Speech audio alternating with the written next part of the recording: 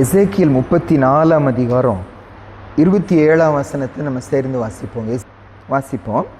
வெளியின் விருட்சங்கள் தங்கள் கனியை தரும், பூமி தன் பலனை கொடுக்கும், அவர்கள் தங்கள் தேசத்தில் சுகமாயிருப்பார்கள். நான் அவர்கள் நுகத்தின் கயிறுகளை அறுத்து அவர்களை அடிமை கொண்டவர்களின் கைக்கு அவர்களை நீங்களாக்கி விடுவிக்கும் போது நான் கர்த்தர் என்று அறிந்து கொள்வார்கள். இந்த எசேக்கியேல் தீர்க்க தரிசன புஸ்தகத்திலங்க நம்ம வாசித்து வரும்போது மறுபடியும் ரிப்பீட் பண்ணப்பட்ட ஒரு வார்த்தை நான் கர்த்தர் என்று அறிந்து கொள்வார்கள். நான் கவனித்த அளவு இந்த எசேக்கியேல் புஸ்தகத்தில் மட்டும் 49 வசனங்கள் அந்த மாதிரி இருக்கிறத பார்க்க முடியும். 49 இடங்களில் இந்த புஸ்தகத்தில் திரும்பி கர்த்தர் சொல்கிறாரு, நான் கர்த்தர் என்று என் ஜனங்க என்ன செய்யணும், அறிஞ்சு கொள்ளணும். அவனுடைய ஆசை என்னன்னா, படைத்த என்ன விட்டுட்டு, ரட்சித்த என்ன விட்டுட்டு, அன்பு கூறுகிற என்ன விட்டுட்டு, அவங்கள அழிக்கிற ஏதோ ஒன்றை போய் தெய்வமாக வழங்குகிறார்களே, என்னை அறியாமல் போகிறாங்களே, என்னை அறிந்து கொள்ளாமல் போகிறாங்களே, அது ஆண்டுடைய ஆதங்கம், ஆண்டுடைய வேதனை என்று சொல்லி பைபிளில் வாசிக்க முடியும். அப்போ எசேக்கியேல் தீர்க்க தரிசன புஸ்தகத்தில் இந்த ஏக்கத்தோடு ஆண்டவர் பேசுகிறார். அவர் செய்கிற கிரியையெல்லாம் எதுக்காக? அது அன்பின் கிரியையாக இருக்கும், அது நியாய தீர்ப்பாக இருக்கும், உணர்த்துவதாக இருக்கும், அடிப்பதாக இருக்கும், சிட்சிப்பதாக இருக்கும், சரிபடுத்துவதாக இருக்கும். என்ன செஞ்சாலும் ஆண்டு திரும்பி சொல்வார், ஏன் நான் இதை செய்கிறேன்? என் ஜனங்க என்னை அறிஞ்சு கொள்ளணும், அவர் அறிந்து கொள்ளணும். அவர் யாரை அறிந்து கொள்ளணும்னு சொல்லி வரும்போது சும்மா மூளை அறிவு அல்ல, அவரோட நெருக்கமான உறவு, அதை இன்டிமேட் ரிலேஷன்ஷிப்னு சொல்லி சொல்லுவாங்க. ஆண்டரோடு இருக்கிற ஒரு நெருங்கிய உறவு, அவரோடு அவர் சத்தத்தை புரிந்து கொள்வது, அவருடைய முகபாவனையை புரிந்து கொள்வது. அவர் பேசணும்னு கூட அவசியம் இல்லை, அவர் அமைதியாக இருந்தால் கூட ஒரு காரணத்தை புரிந்து கொள்வது, அவருடைய முகத்தில் வருகிற மாற்றத்தை பார்ப்பது, அவருக்குள்ளே இருக்கிற எப்பவுமே அன்பாக பேசுவார், இன்னைக்கு அன்பாக பேச மாட்டார், என்ன காரணம், அதை வச்சு அவர் என்ன புரிஞ்சுக்கிறாரு, என்ன எதிர்பார்க்கிறாரு, இதை அறிந்து கொள்ளணும்னு ஏசப்பா ஆசைப்படுகிறத பைபிளில் வாசிக்கிறோம். இதை பற்றி சொல்லப்பட்ட ஒரு சில வசனங்களை வாசிச்சுட்டு அப்புறம் இந்த எசேக்கியேல் 34, 35, 36 அதுதான் இன்னைக்குரிய ரீடிங். இந்த ரீடிங்கில் 4 காரணங்களை கர்த்தர் சொல்லுகிறார். இதெல்லாம் நான் ஏன் செய்கிறேன்னா, என் ஜனங்க என்னை அறிஞ்சு கொள்ளணும். அப்போ நம்ம லைஃப்பில் கூட இன்னைக்கு எந்த நோக்கத்தோடு இந்த வசனத்தை வாசிப்போம்னா, நம்ம வாழ்க்கையில் இந்த காரியத்தெல்லாம் கர்த்தர் செய்கிறாருன்னா எதற்காக? நான் இன்னும் அவரை சரியாக அறிஞ்சிக்கல. அவரை அறிஞ்சோன்னா நம்ம இந்த மாதிரி செய்ய மாட்டோம், அவர் அறிஞ்சோன்னா அவரை விட்டுட்டு போக மாட்டோம், அவர் அறிஞ்சோன்னா ஒரு விரோதமாக நம்ம பேச மாட்டோம், அவர் அறிஞ்சோன்னா அவரை மறுதளிக்க மாட்டோம். அறியணும்னு ஆண்டு ஆசைப்படுகிறாரு, ஆண்டு நம்மகிட்ட எதிர்பார்க்கிறார். எரேமியாவின் புஸ்தகம் 9 அதிகாரம் 23, 24 வாசிப்போங்க. எரேமியாவின் புஸ்தகம் 9 அதிகாரம் 23, 24 வாசிப்போம். ஞானி தன் ஞானத்தை குறித்து மேன்மை பாராட்ட வேண்டாம், பராக்கிரமன் தன் பராக்கிரமத்தை குறித்து மேன்மை பாராட்ட வேண்டாம், ஐஸ்வர்யவான் தன் ஐஸ்வர்யத்தை குறித்து மேன்மை பாராட்ட வேண்டாம். மேன்மை பாராட்டுகிறவன் பூமியிலே கிருபையையும் நியாயத்தையும் நீதியும் செய்கிற கர்த்தர் நான் என்று என்னை அறிந்து உணர்ந்திருக்கிறதை குறித்து மேன்மை பாராட்ட கடவன் என்று கர்த்தர் சொல்லுகிறார். இவைகளின் மேல் பிரியமாயிருக்கிறேன் என்று கர்த்தர் சொல்லுகிறார். உலகம் நிறைய காரியத்தை ஃபேமஸா மேன்மையா சொல்லுது, ஆனா ஆண்டவர் சொல்றாரு, ஏன் பிள்ளைங்க அதெல்லாம் உங்களுக்கு பெருமையா இருக்கக்கூடாது. என்ன அறிஞ்சு கொண்டாங்களே, நான் யாருன்னு அறிந்து கொண்டாங்களே, என்ன சத்தியம் உள்ளவர் அறியாம உலகமெல்லாம் எங்கேயோ ஓடிக்கொண்டு இருக்கும்போது அந்த ஜீவன் உள்ளவரை, நீதி உள்ளவரை, நியாயம் செய்கிறவரை, உண்மை உள்ளவரை அறிந்து கொள்ள வைத்தார். அது நமக்கு என்னவா இருக்கணுமா? பெருமையா இருக்கணுமா? மேன்மையா இருக்கணும், சந்தோஷமா இருக்கணும், ஆண்டவர் எதிர்பார்க்கிறார் என்று வசிக்கிறோம். அப்போஸ்தலர் 17 அதிகாரம் 27 வசனம். இந்த இடத்துல பவுல் அப்போஸ்தலன் அங்க இருக்கிற ஜனங்க கூட ஒரு பெரிய பிரசங்கத்தை செய்கிறார். அப்போ கர்த்தருடைய வல்லமையான கிரியையெல்லாம் சொல்லிட்டு வர்றாரு. சொல்லிட்டு வந்துட்டு ஏன் ஆண்டு இந்த மாதிரி எல்லாம் கிரியை செய்கிறாரு அப்படின்னு காரணத்தை 27 வசனத்தில் சொல்றாரு. அப்போஸ்தலர் 17 அதிகாரம் 27 வசனம். மார்ஸ் மேடை அப்படிங்கிற ஒரு ஃபேமஸான மேடையா, அந்த மேடையில் நின்று பல பிலாசபர்ஸ் பேசி இருக்கிறாங்க. அங்கே பவுல் நின்று பேசுகிறார். இப்போ பவுல் நின்று பேச ஆண்டுடைய பலத்த கிரியைகள் எல்லாம் சொல்லிட்டு வர்றார். சொல்லிட்டு காரணத்தை சொல்றாரு. 27 வசனம் வாசிப்போம். கர்த்தராகிய தம்மை அவர்கள் தடவியாகிலும் கண்டுபிடிக்கத்தக்கதாக தம்மை தேடும்படிக்கு அப்படி செய்தார்.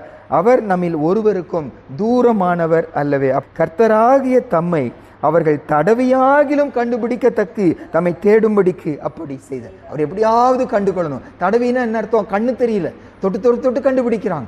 எப்படியாவது என் ஜனங்க என்ன செய்யணும், என்னை அறிஞ்சுக்கணும். அந்த ஆசையோடு கூட ஒரு சில வித்தியாசமான கிரியைகளை நம்ம லைஃப்ல ஆண்டவர் செய்கிறாருன்னு சொல்லி வாசிக்கிறோம். ஏசாயா புஸ்தகத்திலையும் எரேமியா புஸ்தகத்திலையும் ஆண்டவர் ஒரு சில மிருகங்களை சொல்லுகிறார். எரேமியா புஸ்தகத்தில் ஒரு சில பறவைகளை சொல்லுகிறார். அவைகளை சொல்லி அவைகளெல்லாம் தங்க எஜமான அறிந்து கொள்ளுகிறது, தங்க வேலையை அறிந்து கொள்ளுகிறது. என் ஜனம் என்ன செய்ய மாட்டேங்கிறாங்க, அறிய மாட்டேங்கிறாங்க. மிருகங்களோடு ஒப்பிட்டு பேசுறாரு.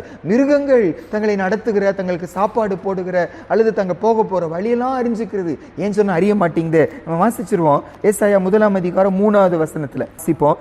மாடு தன் எஜமானையும் கழுதை தன் ஆண்டவனின் முன்னணையையும் அறியும், இஸ்ரவேலோ அறிவில்லாமலும் என் ஜனம் உணர்வில்லாமலும் இருக்கிறது என்றார். எரேமியா புஸ்தகத்துல 8 அதிகாரம் 7வது வசனம். ஏசாயால மாடையும் கழுதையும் வைத்து சொல்லுகிறார். எரேமியா புஸ்தகத்துல ஒரு சில பறவைகளை லிஸ்ட் பண்றார். எரேமியா 8 அதிகாரம் 7வது வசனம் வாசிப்போம். ஆகாயத்தில் உள்ள நாரை முதலாய் தன் வேளையை அறியும், காட்டுப்புறாவும் கொக்கும் தகைவலான் குருவியும் தாங்கள் வரத்தக்க காலத்தை அறியும், என் ஜனங்களோ கர்த்தரின் நியாயத்தை அறியார்கள் என்று கர்த்தர் உரைக்கிறார் என்று சொல். அப்ப ஆண்டுடைய ஆசை, ஆண்டுடைய ஏக்கம், அவரை நம்ம என்ன செய்யணும், அறிஞ்சுக்கணும். அதனாலதான் அந்த ஞாயிற்றுக்கிழமையை கர்த்தர் கொடுத்தார், சபை கூடுதலை கர்த்தர் கொடுத்தார், வேதத்தை நமக்கு கொடுத்தார், பரிசுத்தவங்களை ஐக்கியத்தை கொடுத்தார். அவரை நம்ம இன்னும் என்ன செய்யணும், அறிஞ்சுக்கணும். பவுல் ஒரு பெரிய ஞானி, பவுல் ஒரு பெரிய பணக்காரன், பவுல் ஒரு பெரிய அந்தஸ்துல பெரிய படிப்பாளி. ஆனா அவர் சொல்றாரு, எல்லாவற்றையும் நான் என்ன செய்தேன், நஷ்டம் என்று விட்டேன், குப்பையுமா விட்டேன். ஏங்க பவுல் செய்தீங்கன்னு சொல்லி கேட்டார். என் ஆண்டவர் அறிகிற அறிவின் மேன்மைக்காக எல்லாவற்றையும் நான் நஷ்டம் என்று விட்டேன். அப்ப எனக்கும் உங்களுக்கும் இந்த ஆண்டவரை அறிஞ்சு கொள்ளணும். இப்ப எசேக்கியேல் புஸ்தகத்தை நம்ம போக போறோம். நம்ம இன்றைக்கு ரீடிங்குடைய 3 அதிகாரங்களில் ஆண்டவர் 4 பர்டிகுலரான காரியத்தை சொல்லிட்டு, இதெல்லாம் நான் ஏன் செய்கிறேன்னா ஏன் ஜனங்க என்ன செய்யணும், என்ன அறிஞ்சு கொள்ளணும்னு சொல்லிட்டு எசேக்கியேல் 34 அதிகாரம் 27வது வசனத்துக்கு இப்போ வருவோங்க, வாசிப்போம். வெளியின் விருட்சங்கள் தங்கள் கனியை தரும், பூமி தன் பலனை கொடுக்கும், அவர்கள் தங்கள் தேசத்தில் சுகமாய் இருப்பார்கள். நான் அவர்கள் நுகத்தின் கயிறுகளை அறுத்து அவர்களை அடிமை கொண்டவர்களின் கைக்கு அவர்களை நீங்களாக்கி விடுவிக்கும் போது நான் கர்த்தர் என்று அறிந்து கொள்வார்கள். இங்க ஆண்டவருடைய ஒரு சுபாவம் என்ன, சுபாவம்னா அவர் விடுவிக்கிறவர். ஆண்டுடைய சுபாவம் என்ன, அவர் ரட்சிக்கிறவர். இந்த இடத்துல முக்கியமா சொல்றாரு, அடிமைத்தனத்தின் நுகத்தை ஏசப்பா என்ன செய்வாரா, முடிப்பார். ஆண்டவருடைய பல குணாதிசயம், ஒரு முக்கியமான குணாதிசயங்கள் என்ன, எவ்வளோ நாட்களா ஒரு பாவத்துல ஒரு மனுஷன் அடிமைப்பட்டு இருந்தாலும் ஆண்டட்ட வரும்போது அதன் மேல கர்த்தர் ஒரு வெறுப்பை கொடுத்து விடுதலை கொடுக்க கர்த்தர் வல்லவராக இருக்கிறார். இன்னைக்கு குடியை மறப்பதற்கு ரீஹாபிலிட்டேஷன் சென்டர்ஸ் சொல்லி சொல்லுகிறாங்க.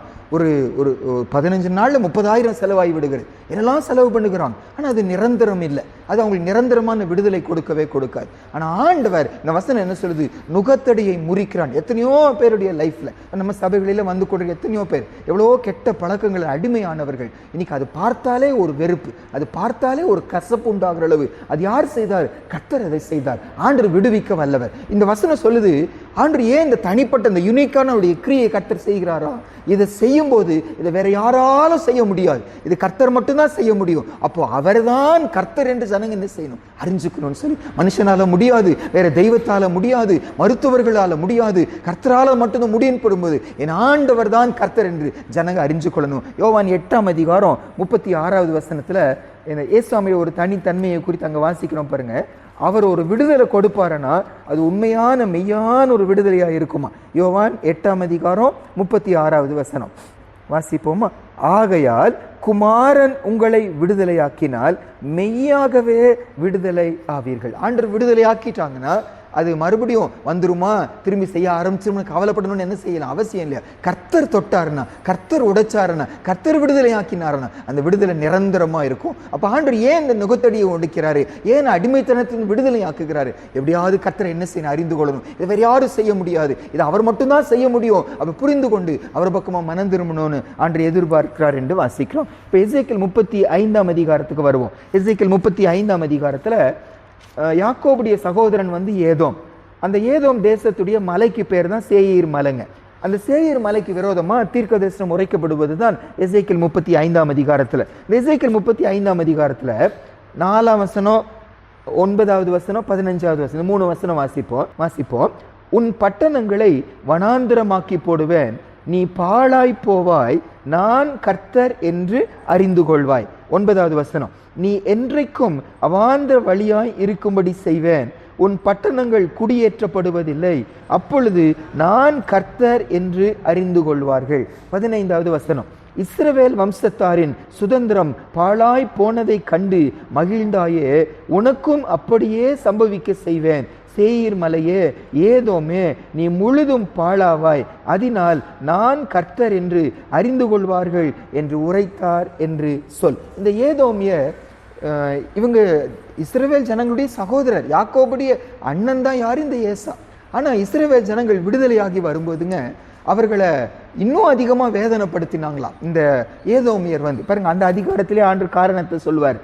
5வது வசனம் 6வது வசனம் பாருங்க. நீ பழைய பகையை வைத்து இஸ்ரவேல் புத்திரருடைய அக்கிரமம் நிறைவேறுகையில் அவர்களுக்கு உண்டான ஆபத்தின் காலத்திலே பட்டயத்தின் கூர்மையினால் அவருடைய இரத்தத்தை சிந்தினபடியால் நான் இரத்த பழிக்கு உன்னை ஒப்புவிப்பேன். இரத்த பழி உன்னை பின்தொடரும் என்று கர்த்தராகிய ஆண்டவராயிருக்கிற நான் என் ஜீவனை கொண்டு சொல்லுகிறேன். நீ இரத்தத்தை வெறுக்காதபடியினால் இரத்தம் உன்னை பின்தொடரும். இஸ்ரவேல் ஜனங்களை ஆண்டு நியாய்ந்து இருக்கிறார். அவர்கள் துரத்தப்படுகிறாங்க, அவர்கள் சிறையாக்கப்படுகிறாங்க. அப்படி ஓடி போகும்போது இவங்க சகோதரர் அவர்கள் இவர்களை காப்பாற்றாம, இவர்களுக்கு சாப்பாடு கொடுத்து தண்ணி கொடுக்காம அவங்க இன்னும் வேதனைப்படுத்தினாங்களாம். ஏன்னா பழைய பகையை வைத்து அன்னைக்கு யாக்கோபு என்னுடைய சுதந்திரத்தை பிடுங்கி கொண்டான் என்று சொல்லி யாக்கோபு மேல ஏசாக்கு இருந்த கோபத்தினால அதை தொடர்ந்து வைத்து இன்னைக்கு அவருக்கு நன்மை செய்யாம தீமை செய்தாங்க. ஆகையால் உனக்கு நான் தீமை செய்வேன் என்று ஆண்டு சொல்லுகிறாங்க. இரண்டாவது, எசேக்கியேல் 35 நம்ம கற்றுக்கொள்கிற ஒரு பாடம் என்ன? ஆண்டவர் நீதி செய்கிற ஒரு தேவன். ஆண்டவர் நீதி செய்கிற தேவன். ஒருவேளை நீதி நம்ம கையில் நம்ம எடுத்துக்கொள். பைபிள் சொல்லுது பழி வாங்குதல் எனக்குரியது, நானே பதில் செய்வேன். நம்ம கையில் நம்ம பழி வாங்குதல் எடுக்கக்கூடாது. ஏன்னா அவர் தான் நீதியுள்ள நியாயாதிபதி. நம்முடைய ஆசையும் அது இருக்கக்கூடாது. எந்த மனுஷனுக்கும் நமக்கு தீமை செஞ்சாங்கன்னா அவங்களுக்கு தீமை வரணும், இது மாம்ச எண்ணம். எனக்கு செஞ்சாங்க, அவங்க அனுபவிக்கிறாங்க. அப்படி உலக மக்கள் நினைப்பாங்க, நம்ம அப்படி நினைக்கக்கூடாது. அதுக்கு பதிலாக இந்த ஸ்டேவானை போல ஏசப்பா இவங்க குற்றத்தை இவங்க மேல என்ன செய்யாதீங்க, சுமத்தாதீங்க, ஜெபிக்கிறவர்கள் தான் இருக்கணும். இயேசுவை போல இவர்கள் பாவத்தை மன்னிங்கன்னு சொல்லுகிறவர்களாக தான் நம்ம இருக்கணும். ஆனால் ஆண்டவர் நீதி உள்ளவர், அவர் நீதி செய்கிற ஒரு தேவன். இந்த வசனம் என்ன சொல்லுது? ஏசாவின் குடும்பத்தார் யாக்கோபின் குடும்பத்தாருக்கு விரோதமா என்ன செய்தாங்க? தீமை செஞ்சாங்க. ஆண்டவர் சொல்றாரு, அந்த தீமைக்கு ஏற்றபடி நான் உங்களுக்கு தீமை செய்வேன். இப்படி செய்யும் போது இவர்கள் நான் தான் கர்த்தர் என்று என்ன செய்வாங்க? அறிந்து கொள்வோம். ஏன்? தேவ ஜனங்க பலவீனமா இருக்கிறாங்க, யாருடைய ஒத்தாசை இல்லாம இருக்கிறாங்க, அவங்களுக்கு யாரும் துணை இல்லைன்னு சொல்லி நினைச்சிட்டாங்க. ஆண்டவர் சொல்றாரு, இல்ல, அவர்கள் தேவன் நான், அவர்கள் நீங்க தொட்டபடினால் அவர்கள் சார்பா நான் உங்களுக்கு விரோதமா என்ன செய்கிறேன்? வருகிறேன். அப்ப ஆண்டவர் தான் தேவன் என்று சொல்லி அவர்கள் புரிந்து கொள்வார்கள் தான். இந்த சங்கீதம் 50ஆம் அதிகாரத்துல இது குறித்து ஒரு வசனம் வாசிப்போம் பாருங்க. சங்கீதம் 50ஆம் அதிகாரம் 21வது வசனம் வாசிப்போம். இவைகளை நீ செய்யும் போது நான் மௌனமாய் இருந்தேன், உன்னை போல நானும் இருப்பேன் என்று நினைவு கொண்டாய். ஆனாலும் நான் உன்னை கடிந்து கொண்டு அவைகளை உன் கண்களுக்கு முன்பாக ஒவ்வொன்றாக நிறுத்துவேன். அதாவது தீமை செய்கிறாங்க, ஆனால் ஒன்றும் நடக்க மாட்டேங்குது. ஆண்டவர் ஏற்றுக்கொண்டாரு, ஆண்டவர் அது சரியா நினைச்சிட்டாரு, அவங்களுக்கு ஒரு தண்டனை ஆண்டவர் கொடுத்துட்டாருன்னு சொல்லி நினைக்கிறாங்க. ஆண்டவர் சொல்றாரு, இல்ல மகனே, நான் பொறுமையா இருந்தேன், மனம் திரும்புவதற்கு வாய்ப்பு கொடுத்தேன், நீ மனம் திரும்பலைன்னா நாளொன்று வரும், நான் உன்னை மறுபடியும் அந்த சிச்சையை கொடுத்து உன்னை உணர பண்ணுவேன். ஏன் அப்படி கர்த்தர் அதை செய்கிறாரு? அவர் கோபக்காரரா? அவர் தண்டிக்கிறவரா? அவர் மன்னிக்கிறவராச்சு? ஆண்டவர் ஏன் ஒரு தவறுக்கு ஒரு பதிலாய் கர்த்தர் ஒரு சிச்சையை கொடுக்கிறாருன்னா அந்த சிச்சை மூலமா கர்த்தரை யார் என்று என்ன செய்யணும்? ஜனங்க அறிஞ்சு கொள்ளணும். ஆண்டவர் சும்மா செய்வதே இல்லை. பைபிள் சொல்லுது, நம்ம புலம்பல்ல கூட வாசிச்சோம், அவர் வேண்டுமென்றே மனுபுத்திரரை என்ன செய்வதில்லை? சஞ்சலப்படுத்துவதில்லை. நம்மளை கஷ்டப்படுத்தி சந்தோஷப்படுகிற ஒரு கொடுமையான தேவன் நம்முடைய தேவன் அல்ல. ஒரு நியாய தீர்ப்பு செய்கிறாரா? நான் செய்த தப்புக்கு ஏற்ற ஒரு சிச்சை எனக்கு வருகிறதா? எதற்காக? ஆண்டவரே, யாரும் கவனிக்கலன்னு நினைச்சோம், யாரும் பார்க்கலன்னு நினைச்சோம், நான் தப்பிச்சிட்டேன்னு நினைச்சோம். ஆனா நீங்க பாக்குறீங்க, நீங்க தேவன் என்று நம்ம என்ன செய்யணும்? நம்ம அறிந்து கொள்ளணும் என்பதற்காக ஆண்டு நம்ம சிச்சைக்குள்ள கொண்டு போறாரா. எபிரேயர் புஸ்தகத்துல கூடங்க, எபிரேயர் 10ஆம் அதிகாரம் 30வது வசனம் வாசிப்போம். அந்த பழி வாங்குதல் அவருடைய சுபாவம் என்று சொல்லி அந்த பழைய ஏற்பாட்டில் சொல்லப்பட்டது இந்த இதில் கோட் பண்ணுவார். வாசிப்போம். பழி வாங்குதல் எனக்குரியது, நானே பதில் செய்வேன் என்று கர்த்தர் சொல்லுகிறார் என்றும், கர்த்தர் தம்முடைய ஜனங்களை நியாயம் தீர்ப்பார் என்றும் சொன்னவர் இன்னார் என்று அறிவோம். ஜீவனுள்ள தேவனுடைய கைகளில் விழுகிறது பயங்கரமாய் இருக்குமே. எந்த சூழ்நிலை இந்த வசனத்தை சொல்லுகிறார் நமக்கு நல்லா தெரியும். சபை கூடுதலை நான் அசட்டை பண்ணும்போது அதை சொல்லிட்டு வரும்போது இந்த வசனத்தை சொல்லுகிறார். ஆண்டவர் நீதி உள்ளவராக இருப்பாரா? அது அவருடைய கட்டளை. அது அவர் நம்மகிட்ட எதிர்பார்க்கிற ஒரு அன்பு. அந்த அன்பை நான் கொடுக்காம போகும்போது வசனம் சொல்லுது நீதி உள்ள தண்டனை வரும். ஏன்னா நான் நீதி உள்ளவர் என்று கர்த்தர் சொல்லுகிறார். ஏன் இதை செய்கிறாரு? என்னை உணர்த்தி அவரை யாருன்னு என்ன செய்யணும் நான் அறிந்து கொள்ளணும். ஆண்டுடைய கட்டளைகளை மீறத்தக்கவர் அவர் அல்ல. அதை சிம்பிளா எடுத்துக்கொள்ளுவர் அல்ல. அதெல்லாம் கண்டுக்காம விட்டுருவாரு. அதெல்லாம் செய்யலன்னா கூட பரவாயில்லைங்க, போலன்னா கூட பரவாயில்ல. எத்தனையோ பிரீச்சர்ஸ் கூட, எத்தனையோ பிரசங்கியார்கள் கூட அப்படி சொல்வதை பார்க்கிறோம். அதாவது ஒரு சில பிரசங்கங்களை கேட்கும்போது பாரமா இருக்கும். அப்படியெல்லாம் ரொம்ப கீழ்ப்படியணும்னு அவசியம் இல்லைங்க. கொஞ்சம் கொஞ்சம் கீழ்ப்படிச்சுட்டா போதுங்க. எல்லா ஜபத்துக்கு போகணும்னு அவசியம் இல்லைங்க. ஒரு சில ஜபங்களுக்கு போனா போதுங்க. எல்லா வசனத்தையும் எல்லாரும் கீழ்ப்படிய முடியுமா? எல்லாம் தப்பில்லாம நடக்க முடியுமா? இப்படிலாம் பிரசங்கியார்கள் சொல்லும்போது ஜனங்க நிலைமை என்ன ஆகுது? அப்படின்னா தப்பு செய்யாம வாழ முடியாது. பழைய ஏற்பாடுல அது இருக்கலாம். ஆனா இன்னைக்கு தப்பு செய்யாம வாழ வைக்கிற ஒருவர் இருக்கிறார். ஆண்டவர் சொல்றாரு பரிசுத்தமா வாழணும்னு சொல்லுவாருன்னா முடியாத ஒண்ணு கர்த்தர் கண்டிப்பா என்ன செய்ய மாட்டார், சொல்ல மாட்டார். கர்த்தர் நம்மோடு பேசுவாருன்னா நம்மளை சரிபடுத்தும்படி கர்த்தர் பேசுகிறார். ஆனா ஜனங்களுடைய பாவங்களை கண்டிக்காம பரவாயில்ல அதெல்லாம் வாழலாங்க, யார்தான் பரிசுத்தமா வாழ்றா, எந்த ஊழியக்காரங்க அப்படி வாழ்றாங்க, இப்படி எல்லாம் சொல்லி நம்ம பாவத்துக்குள்ள கொண்டு போக வைக்கும்போது ஆண்டவர் நம்ம சிச்சிக்கிறாரு. நான் தவறுக்குள்ள போகும்போது மகனே இது தவறு, மத்தவங்க என்ன சொல்லிட்டு போட்டோம், என்னை நேசிப்பாரனா. பைபிள் சொல்லுது என்னை மகனா எண்ணுவாரனா கர்த்தர் கண்டிப்பா என்ன செய்யணும், என்னை சிச்சிக்கணும். என்னை புத்திரனா எண்ணல, என்னை சிச்சிக்கலன்னா வேசி பிள்ளையா நினைச்சிட்டார். ஆனா கர்த்தர் என்னை மகனா நினைப்பாரனா என்னை சிச்சியத்தை உணர்த்துகிறார். ஏன் இதை செய்கிறார்? அவரை நான் என்ன செய்யணும், அறிந்து கொள்ளணும் என்பதற்காக செய்கிறார். எசேக்கியேல் 36ஆம் அதிகாரத்துக்கு வருவோம். 11ஆம் வசனமும் வாசிப்போம், 38வது வசனமும் வாசிப்போம்.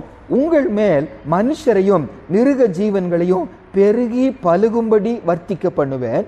பூர்வ நாட்களில் நீங்கள் இருந்த நிலைமையில் நான் உங்களை ஸ்தாபித்து உங்கள் முந்தின சீரை பார்க்கிலும் உங்களுக்கு நற்சீர் உண்டாக செய்வேன். அதனால் நான் கர்த்தர் என்று அறிந்து கொள்வீர்கள். அதே மாதிரி 38வது வசனம், அதுலேயே 38வது வசனங்க, கடைசி வசனம், அந்த அதிகாரத்துடைய கடைசி வசனம் வாசிப்போம். பண்டிகை காலங்களில் எருசலேமிலே பரிசுத்தம் பண்ணப்பட்டு வருகிற மந்தைகள் எப்படி திரளாய் இருக்கிறதோ அப்படியே அவாந்திரமாயிருந்த பட்டணங்கள் மனுஷரின் மந்தையால் நிரம்பி இருக்கும். அதனால் நான் கர்த்தர் என்பதை அறிந்து கொள்வார்கள் என்று சொல் என்றார். இது என்ன சூழ்நிலையில் இந்த வசனத்தை ஆண்டு சொல்லுகிறாருனாங்க, இவர்கள் பாபிலோன் தேசத்துல அடிமையா இருக்கிறாங்க, சிதறடிக்கப்பட்டவர்களா இருக்கிறாங்க. கொஞ்சம் பேர் தான் மீதி இருக்கிறாங்க, எவ்வளோ பேர் கொல்லப்பட்டு இருக்கிறாங்க. ஆனால் ஆண்டவர் வாக்கு கொடுக்கிறாரு, நான் மறுபடியும் அவர்களை பழைய சீரை விட இன்னும் அதிக சீர் உண்டாக்குவேன். அப்படின்னா அன்றைக்கு இருந்த ஜனக்கூட்டத்தை விட இன்னும் அதிகமாக ஜனக்கூட்டத்தை நான் கொடுப்பேன். ஏன் அதை செய்கிறேன்? நான் கர்த்தர் என்று நீங்க என்ன செய்யணும், அறிந்து கொள்ளும். அப்படின்னு என்ன அர்த்தம்? ஆண்டவர் என்னுடைய முந்தின நிலைமைக்கு என்னை திரும்ப பண்ணுகிற ஒரு தேவன். அப்படின்னு என்ன அர்த்தம்? நான் பின்வாங்கி போயிட்டேன். பலருடைய லைஃப்ல ஆண்டவரை நான் முன்பு போல ஜபிக்கிறது இல்லை ஏசப்பா, முன்பு போல என்னால் வேதத்தை நேசிக்க முடிய மாட்டேங்குது, ஊழியம் செய்ய முடிய மாட்டேங்குது, நான் சோர்ந்து போயிட்டேன், நான் பின்வாங்கி போயிட்டேன், நான் குறைஞ்சிட்டே போயிட்டேன்னு சொல்லும்போது ஆண்டவர் சொல்ற மனம் திரும்பி வரும்போது அவரால் ரெஸ்டோர் பண்ண முடியுமா? அவரால் முந்தின நிலைமைக்கு நம்மளால் என்ன செய்ய முடியும், திருப்ப முடியும். அன்று இருந்ததை விட அதிகமாய் கர்த்தரால் செய்ய முடியும். ஏன் இதை செய்கிறார்? இது அவரால் மட்டும்தான் முடியும்னு என்ன செய்யணும், புரிந்து கொள்வதற்காக. ஏன்னா மற்றவங்க எல்லாம் எனக்கு சமாதி கட்டிட்டாங்க, இவங்க அவ்வளவுதான், இவங்க ஊழியம் அவ்வளவுதான், இவங்க வாழ்க்கை அவ்வளவுதான், இவங்க குடும்பம் அவ்வளவுதான் சொல்லிட்டாங்க. ஆண்டவரோ அன்று பாழாய் போனதை நிர்மூலமானதை எழுப்புகிற தேவன் என்று என் வாழ்க்கையில உணர வச்சு அன்று இது செஞ்சாங்கன்னா இது நீங்க தான் ஆண்டவரை இருக்க முடியும். இப்போ யாரோ அன்னைக்கு சொன்னாங்கங்க, யாரோ பேசி கொண்டிருந்தாங்க, அவங்க ஜனங்களை யாருன்னே என்ன செய்யல, ஐடென்டிஃபையே பண்ணவே முடியல. அவங்களுக்கு ஒரு விதமான பலவீனம் ஆயிடுச்சு. அவங்களால அவங்க யாருன்னு சொல்லி கண்டுபிடிக்கவே முடியவில்லை, கண்ணு சரியா தெரிய மாட்டேங்குது. அப்ப அந்த நிலைமையில யாரோ ஒரு கேள்வி கேட்கிறாங்க. ஒரு கேள்வி கேட்ட உடனே இது இவங்க அப்படிங்கிறாங்க. அவங்க யாரோ பேரை சொல்லி இது இவங்க அப்படிங்கிறாங்க. யாருன்னு சொல்லி கேட்டா இந்த மாதிரி கேள்வி கேட்கிறவர் அவங்க ஒருவர் தான். ஏதோ ஒரு அக்கறையா ஒரு கேள்வி கேட்கிறான், இந்த மாதிரி கேள்வி கேட்கறது அந்த பிரதர் தான் அப்படின்னு சொல்லிட்டு அந்த பிரதருடைய பேரை சொல்லுகிறான். அப்படின்னு என்ன அர்த்தம்? இந்த மாதிரி அன்பாய் விசாரிக்கிறவர் இவர் ஒருவர் தான், இந்த கேள்வியை கேட்கிற இவர் ஒருவர் தான். அதே போல ஏன் லைஃப்ல என்னை முந்தின நிலைமைக்கு திரும்ப பண்ணும்போது இதை செய்கிறவர் வேற யாரும் இல்லை, இது நேசர் தான் என்று சொல்லி ஆண்டவரை உணர்ந்து கொள்வதற்காக. அது பலவீனமா இருக்கலாம், அவமானமா இருக்கலாம், அடியா இருக்கலாம், இது நடுவிலும் கர்த்தருடைய முகத்தை பார்க்கிற ஒரு கிருபையை கர்த்தர் நமக்கு கொடுப்பார். நான் கர்த்தர் கர்த்தர் என்று அறிந்து கொள்வதற்காக முந்தின சீரை பார்க்கிறோம், என்ன அதிக சீரை உண்டாக்குவார். He restores my soul. 23ஆம் சங்கீதத்தில் வாசிக்கிறோம், அவர் என் ஆத்துமாவை தேற்றி அப்படின்னு வாசிக்கிறோம். ஆத்துமாவை தேற்றின்னு வாசிக்கிறோம். ஆங்கிலத்தில் he restores my soul அப்படின்னு என்ன அர்த்தம்? என் ஆத்துமா முந்தின கர்த்தரோட ஒரு உறவில் இருந்துச்சு, அந்த உறவு கேட்டபடி மறுபடியும் கர்த்தர் என்ன செய்யறாரு? என்னை திருப்புகிறார். அதை திருப்பும் போது ஏசப்பா இது உங்க சத்தம் ஐயா, இது உங்க கிரியை ஐயா, உண்மை நான் அர்ப்பணிக்கிறேன், உங்க கையில நான் அர்ப்பணிக்கிறேன் என்று அவரை அறிந்து கொள்ளும்படி கர்த்தர் அதை செய்கிறார் என்று வாசிக்கிறோம். ஒரு வசனம் அது சார்பா வாசிச்சிரும். எரேமியா 30ஆம் அதிகாரம் 18வது வசனம் வாசிப்போம் பாருங்க. ஆண்டவர் யாரு? அவர் முந்தின அந்த காரியத்துக்கு நம்மை திருப்புகிற தேவனா. வாசிப்போம். கர்த்தர் சொல்லுகிறது என்னவென்றால், இதோ நான் யாக்கோபுடைய கூடாரங்களின் சிறையிருப்பை திருப்பி அவன் வாசஸ்தலங்களுக்கு இரக்கம் செய்வேன். நகரம் தன் மண்மேட்டின் மேல் கட்டப்பட்டு அரண்மனை முன்போல் நிலைப்படும். எல்லாம் உடஞ்சிருச்சு, எல்லாம் அழிக்கப்பட்டு போயிடுச்சு. ஆனா ஆண்டவர் சொல்லாரு, மறுபடியும் திருப்புவேன், மறுபடியும் முன்போல கட்டப்படுவேன். அப்ப நான் கர்த்தர் என்று என்ன செய்வீங்க? நீங்க அறிந்து கொள்வீங்கன்னு சொல்லி வாசிக்கிறோம். கடைசியா எசேக்கியேல் 36ஆம் அதிகாரம் 23வது வசனத்துல இன்னொரு கர்த்தருடைய கிரியை பார்க்கிறோம். ஆண்டவர் அதை ஏன் செய்கிறார்? அவரை நாம் அறிந்து கொள்ளும்படியாய் செய்கிறார். எசேக்கியேல் 36:23 வாசிப்போமா? புறஜாதிகளின் நடுவே நீங்கள் பரிசுத்த கொலைச்சல் ஆக்கினதும் அவர்களுக்குள் உங்களால் பரிசுத்த கொலைச்சல் ஆக்கப்பட்டதுமான என் மகத்தான நாமத்தை நான் பரிசுத்தம் பண்ணுவேன். அப்பொழுது புறஜாதிகள் தங்கள் கண்களுக்கு முன்பாக நான் உங்களுக்குள் பரிசுத்தம் பண்ணப்படுகையில் நான் கர்த்தர் என்பதை அறிந்து கொள்வார்கள் என்று கர்த்தராகிய ஆண்டவர் சொல்லுகிறார். கடைசியா நம்ம பார்த்து முடிப்பது என்ன? இந்த தேவ ஜனங்க கர்த்தருடைய பிள்ளைங்கன்னு உலகத்துக்கே தெரியும். ஆனா இப்போ அவங்க சிறைப்பட்டு நிற்கிறாங்க. பாபிலோன் அதிகாரிகளுக்கு அடிமைகளா நிற்கிறாங்க, பிச்சை எடுத்துட்டு இருக்கிறாங்க, அடிமைகளா இருக்கிறாங்க, ரோட்டோரத்துல தங்கி கொண்டு இருக்கிறாங்க. சாப்பாடுக்கு வழி இல்ல, தண்ணிக்கு வழி இல்ல, ட்ரெஸ் சரியில்லை, குடும்பம் பிரிக்கப்பட்ட நிலைமையில இருக்கும்போது ஜனங்கள் எல்லாம் அந்த ஆண்டவர் தான் என்ன செய்யறாங்க? கேவலமா பேசுகிறாங்க. ஆண்டவருடைய நாமம் தூஷிக்கப்படுகிறது. ஆண்டவர் சொல்றாரு, உங்களால என் நாமம் பரிசுத்தம் கொலைச்சலாச்சு, உங்களால என் நாமத்துக்கு மகிமை குறைச்சல் வந்துச்சு. ஆனா நான் உங்களை மறுபடியும் உங்களை விடுதலை ஆக்கி உங்க தேசத்துக்கு நான் கொண்டு போகும்போது சுற்றி இருக்கிற ஜனங்கள் எல்லாம் எந்த நாமத்தை நீங்க பரிசுத்த கொலைச்சல் ஆக்கினீங்களோ அந்த நாமத்தை மகிமைப்படுத்த ஆரம்பிப்பாங்க. அப்படின்னு என்ன அர்த்தம்? நம்ம லைஃப்ல ஒரு சில காரியங்களை கர்த்தர் செய்கிற நோக்கம் என்னன்னா, நம்ம மூலமா அவர் என்ன செய்யணும்? மகிமைப்படும்படியாய் கர்த்தர் செய்வார். ஒருவேளை அந்த வீட்டுல நம்மனால அவர் பேர் கெட்டு போயிடுச்சு, அந்த வேலை செய்கிற இடத்துல நம்மனால அவர் பேர் கெட்டு போயிடுச்சு. ஆண்டவர் ஒரு சில அற்புதமான கிரியைகளை செய்கிறார். ஏன் இதை செய்கிறார்? இதை கண்டு என் ஆண்டவரை எவர்கள் தூஷித்தார்களோ அவர்களை என்ன செய்யணும்? மகிமைப்படும்படியாய் கர்த்தர் செய்கிறார். நம்ம லைஃப்ல எத்தனையோ அனுபவிச்சிருக்க முடியும், அது நடக்கணும்னே அவசியம் இல்லை, நடக்கவே முடியாது. ஆனா ஆண்டவர் இதை செய்கிறார். ஏன் இதை செய்கிறார்? என் மேல அவருடைய பெயர் இருக்கிறது. இந்த எசேக்கியேல் புத்தகத்தை ஆண்டவர் சொல்லுவார், நான் உன் நிமித்தம் இதை நான் செய்யவில்லை, என் நாமத்து நிமித்தம் நான் என்ன செய்கிறேன்? அதை செய்கிறேன். நம்ம குடும்பத்துல நம்ம லைஃப்ல எத்தனை காரியங்கள் நமக்கு ஒரு மரியாதை கிடைக்கணும், இது நமக்காக இல்ல, ஆண்டவருடைய பிள்ளைங்கிறதுனால இந்த மரியாதை நமக்கு கிடைச்சு. ஒரு சில ஆசீர்வாதம் நமக்கு வந்திருக்கிறது, இது நமக்காக இல்ல, கர்த்தர் நிமித்தம் இது வந்திருக்கிறது. ஒரு சில நம்ம கனப்படுத்துகிறாங்கன்னா நமக்காக இல்ல, கர்த்தர் நிமித்தம் இது வந்திருக்கிறது. அப்ப நம்ம லைஃப்ல நடக்கிற ஒரு சில சம்பவங்கள் அவருக்கு மகிமையாய் வரும். இந்த யோவான் 9ஆம் அதிகாரத்துலங்க ஒரு பிறவி குருடன் அங்க இருக்கிறான். பிறவி குருடனை பார்த்து சீஷர்கள் கேட்கிறாங்க, ஆண்டவரே இவன் ஏன் குருடனாய் பிறந்தாங்க? அவன் செய்த குற்றமோ, அவன் பெற்றோர் செய்த குற்றமோ சொல்லி கேட்கும்போது ஆண்டவர் சொல்றார், இல்ல மகனே, அவன் செய்த குற்றமும் அல்ல, அவன் பெற்றோர் செய்த குற்றமும் அல்ல, என் நாமம் மகிமைப்படணும், என் கிரியை அவனுக்குள்ளே வெளிப்படும்படியாய். அப்ப ஒரு சில லைஃப்ல ஒரு சில காரியங்கள் கர்த்தர் நம்ம லைஃப்ல செய்வது என்ன? அதன் மூலமா அவர் நாமம் என்ன செய்யணும்? மகிமைப்படணும். அவர் மகிமைப்படும் போது அவர் கர்த்தர் என்று நாமும் அறிந்து கொள்வோம். அதை பார்க்கிற ஜனங்கள் என்ன செய்வாங்க? அறிந்து கொள்வாங்க. மத்தேயு 5ஆம் அதிகாரத்துல 16வது வசனம், அந்த ஒரே ஒரு வசனம் மட்டும் வாசிச்சுட்டு நம்ம ஜெபம் பண்ணுவோம். மத்தேயு 5ஆம் அதிகாரம் 16வது வசனம். நம்முடைய லைஃப்ல நடக்கிற கிரியைகள் அதை ஜனங்க கண்டு கர்த்தர் மகிமைப்படுத்தணுமா?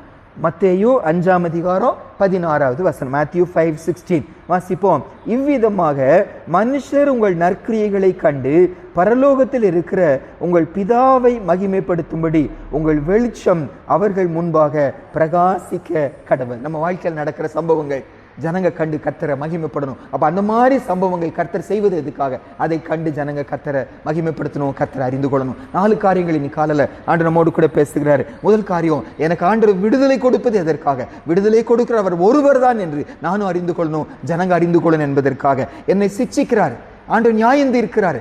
எனக்கு விரோதமா செய்கிறவர்களை கர்த்தர் சிட்சிக்கிறார். ஏன் இதை சிட்சிக்கிறார்? கர்த்தர் ஒருவர் உண்டு, நியாயம் தீர்க்கிற ஒருவர் உண்டு, கவனிக்கிற ஒருவர் உண்டு, ஜனங்க அறிந்து கொள்ளும்படியாய் கர்த்தர் அப்படி செய்கிறாருன்னு வாசிக்கிறோம். முந்தின சீருக்கு கர்த்தர் நம்மை திரும்ப பண்ணுகிறார், ரெஸ்டோர் பண்ணுகிறார். வாய்ப்பே இல்லை, அவ்வளவுதான் முடிஞ்சிச்சுன்னு உலகம் சொல்லுது. ஆண்டவர் மறுபடியும் தூக்கி எடுக்கிறார். ஏன் இதை செய்கிறார்? அப்படி செய்கிறவர் கர்த்தர் என்று ஜனங்க அறிந்து கொள்ளும்படியாய் கர்த்தர் செய்கிறார். 4வதாக வாசிக்கிறோம், நம்ம மூலமா நடக்கிற கிரியைகள் மூலமா ஜனங்க கர்த்தரை மகிமைப்படுத்தும் போது அவர் கர்த்தர் என்று அறிந்து கொள்வாங்க. இன்னைக்கு ஆண்டவர் கையில நம்ம ஒப்பு கொடுத்து ஜெபம் பண்ணுவோம். ஆண்டுடைய பாரம் நாமும் கர்த்தரை அறிந்து கொள்ளணும். நம்ம வாழ்க்கையை பார்க்கிறவங்க என் ஆண்டவர் அறிந்து கொள்ளணும். கொரிந்தியர் புஸ்தகத்துல வாசிக்கிறோம், நம்ம மூலமா அவரை அறிகிற அறிவின் வாசனையை வீச பண்ணுகிற தேவன் என்று சொல்லி. அப்படின்னு என்ன அர்த்தம்? நானும் கர்த்தரை அறிந்து கொள்வேன். என் வாழ்க்கையில் நடக்கிற சம்பவங்கள் பார்க்கிறவர்கள், கவனிக்கிறவர்கள், இது இவனால நடக்கலை, இவங்களால நடக்கலை, இது கர்த்தரால நடந்துச்சுன்னு சொல்லி சொல்லுவாங்களாம். அப்படி கர்த்தர் கிரியை செய்ய ஆசைப்படுகிறாரு. நீ காலையில் விட்டு கொடுப்போமா? ஒப்பு கொடுத்து ஜெபம் பண்ணுவோம். மகா பரிசுத்தம் உள்ள எங்கள் நல்ல தகப்பனே, ஐயா உங்களுடைய பாரம் எல்லாம் நாங்கள் உங்களை இன்னும் அறிஞ்சு கொள்ளணும்னு சொல்லிட்டு சுவாமி, நிறைய தடவை உங்களை யாருன்னு அறிஞ்சிக்காம போயிடும். உங்களுடைய குணாதிசயங்களை புரிந்து கொள்ளாமல் போயிடும். உங்களுடைய அன்பை புரிந்து கொள்ளாமல் போயிடும் சுவாமி. உங்களை நாங்கள் தவறாக புரிந்து கொள்ளுகிறோம். ஆண்டவரே கிருபையா மன்னிங்க. என் ஆண்டவரை அறிகிற அறிவின் மேன்மையை புரிந்து கொள்ள உதவி செய்யுங்க. எல்லாத்த விட ஆண்டவரே எரேமியால வாசிச்சதை விட, ஐஸ்வர்யத்தை விட, பராக்கிரமத்தை விட, ஞானத்தை விட என் ஆண்டவரை யார் என்று அறிந்து உணர்ந்து கொள்வது தான் ஒரு பெருமை என்று சொல்லி பார்த்தோம்ப்பா. இன்னும் உங்களை அறிஞ்சிக்க உதவி செய்யுங்கப்பா.